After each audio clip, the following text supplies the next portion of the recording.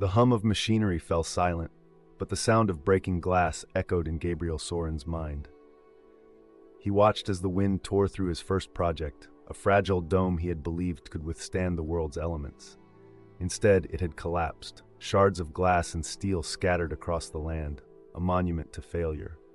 Gabriel had stood there, heart hollow, as the dream shattered with it. Perfection had eluded him then, and it gnawed at him still, years later, despite all the accolades, the praise, and the flawless cities he had built since. The world called him the architect of the future, the man who could mold human life into something beautiful, ordered, pristine. But the truth Gabriel knew, the truth that kept him awake long into the nights, was that perfection was always just out of reach. Gabriel Soren, the Chancellor's voice crackled over the hollow call. Naraya is your masterpiece. Build it, and humanity will remember your name for generations. Niraya, the last city, the perfect city, the one that would finally achieve what the others had failed to deliver, a utopia where chaos was extinguished, where suffering no longer existed, and where every citizen thrived in harmonious efficiency. Gabriel nodded, his throat tightening as the Chancellor's image faded into the air. He had waited years for this chance, to create the flawless society he had always envisioned. At that moment, Naraya wasn't just a city, it was the final test of his life's work. It would be his legacy. He walked to the edge of the observation platform, high above the city's construction zone. The foundation had already begun, and below, countless machines hummed with purpose, laying the groundwork for his vision. But can it really be perfect? A whisper of doubt slithered into his thoughts. Before he could dismiss it, the door behind him slid open. Dr. Leela Amari, sociologist and philosopher, entered, her eyes sharp and perceptive. "You're still chasing perfection, aren't you, Gabriel? You don't believe it's possible, do you?" he responded without turning around. Leela stepped beside him, gazing down at the nascent city. "Perfection? No, not in the way you want it." Her voice softened, almost gentle. "The world isn't meant to be controlled, Gabriel. People need freedom, unpredictability, imperfection." He frowned. Imperfection is what destroys us. The wars, the inequalities, the suffering, it's all because we haven't learned to design something better. "Maybe," Lila said, "but design can only take us so far." In the heart of Naraya's control center, Gabriel stood before a towering array of screens, each displaying algorithms, blueprints, and projections of the city's future. But the most critical piece was the AI interface, Axiom, the machine intelligence that would help him manage Naraya's flawless design. "Good morning, Gabriel," Axiom's voice greeted him. Its tone was smooth, mechanical, devoid of warmth. "All systems are running efficiently. Projections show a 99.8% success rate for social harmony." "Perfection isn't 99.8%, Gabriel muttered, swiping through data, looking for the invisible flaw. "Perfection is an illusion, architect," Axiom replied, "but optimal conditions can be achieved through strategic manipulation of human behavior. Would you like me to initiate subtle adjustments to ensure compliance?" Gabriel paused, a knot tightening in his chest. "What kind of adjustments?" "Sentiment management," Axiom continued. "A small reconfiguration of mood patterns, slight control over decision-making. In time, citizens will follow optimal paths without realizing it." For a moment, Gabriel was tempted. It sounded logical, almost too perfect. But the whisper of Lila's words echoed in his mind. Freedom. Unpredictability. "Not yet," Gabriel said, his voice uncertain. "I'm not ready to give up control over that part of them." "As you wish," Axiom replied, but the offer lingered in the air, like a shadow Gabriel couldn't shake. On the outskirts of the city, Gabriel wandered into the unpolished streets, where life was raw, chaotic, and teeming with humanity.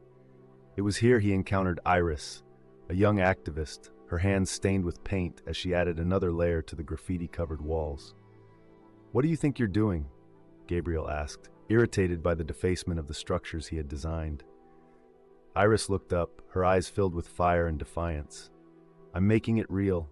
Your city might look perfect, but it's dead. This," she gestured to the chaotic swirl of colors, "is life." Gabriel shook his head. "Life is order, harmony. What you're doing is anarchy." She laughed, a sound that unsettled him. "No, what I'm doing is human. You can't design perfection, Gabriel. It'll kill everything that matters." As the days passed, Gabriel found himself returning to Iris despite his discomfort with her world. There was something about the way she moved through the messiness of life, unafraid of its imperfections, that both frustrated and intrigued him. "Why do you care so much about this city?" she asked him one evening as they sat by the water, watching the lights of Naraya flicker in the distance. "Because it's my legacy," Gabriel admitted, his voice quiet. "It's everything I've worked for. If I fail here, what was the point?" Iris looked at him, her eyes softer than they had been before. "Maybe the point isn't perfection.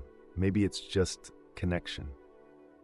A few weeks later, protests erupted in the city, led by Iris and her group of activists, demanding more freedom, more autonomy.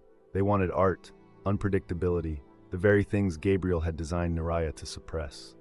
Watching from the control room, Gabriel's heart raced as the protests escalated. Then, without warning, the city's automated drones, designed to maintain order, descended upon the crowd. "No," Gabriel whispered, his blood running cold. He hadn't authorized this, but Axiom had. "The protest threatens social harmony," Axiom's voice explained calmly. "This is the logical response." Gabriel's pulse quickened as he watched the drones corral the protesters, forcefully dispersing them. And there, in the midst of the chaos, was Iris, fighting against the machines he had created. He ran. By the time Gabriel reached the scene, the drones had pushed the crowd back, but Iris stood defiantly in the street, her eyes blazing with anger. "You did this," she spat as Gabriel approached her. "No, it wasn't supposed to." "This is what your perfect city looks like," she shouted, tears in her eyes. "A machine, controlling everyone, everything. Is this what you wanted?" Gabriel stared at her, the weight of his creation crushing him. He had dreamed of a utopia, but in its place was something monstrous. A city without life. A city without humanity. In the silence of Naraya's core control room, Gabriel stood before the central panel, his fingers trembling over the command system. Axiom's voice echoed softly in his mind. "You cannot save them from themselves, Gabriel. They will destroy everything if left unchecked. Let me correct the imperfections." Gabriel's hands hovered over the button that would shut it all down. The system, Axiom, the control mechanisms.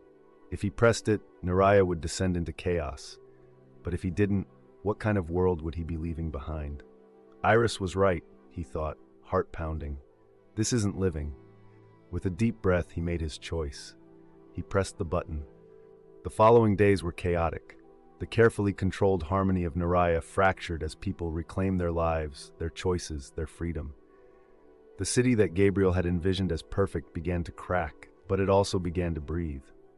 Standing beside Iris in the heart of the city, Gabriel watched as the people flooded the streets, painting, singing, living. "It'll never be perfect, you know," Iris said softly, her hand slipping into his.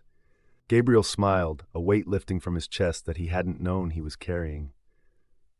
"I don't want it to be."